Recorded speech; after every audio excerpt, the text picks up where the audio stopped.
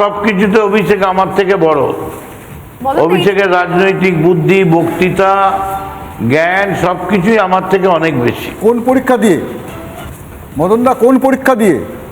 হ্যাঁ, কোন পরীক্ষা দিয়ে নির্ধারিত হয়েছে? Political management. Political management. মদনদা, এই যে আপনি দুদিন ধরে কথা বলছেন মিডিয়ার সামনে, পলিটিক্যাল ম্যানেজমেন্ট। আচ্ছা, দুদিন ধরে যে পরীক্ষক কে ছিলেন মদনদা? পরীক্ষক কারা ছিলেন? কে ছিলেন পরীক্ষক? পলিটিক্যাল ম্যানেজমেন্টের পরীক্ষক। মানে পরীক্ষাটা হলো পলিটিক্যাল ম্যানেজমেন্ট, পরীক্ষকটা কে?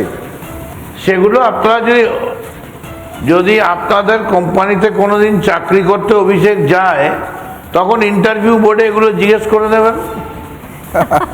আচ্ছা শুনুন না, বলছি গতকাল থেকে আপনি কথা বলছেন, আজকেও বসছেন, এমনকি রিপাবলিক বাংলাকে আপনি এতক্ষণ সময় দিলেন। আইপ্যাকের তরফ থেকে কোনো ফোন টোন আসেনি তো?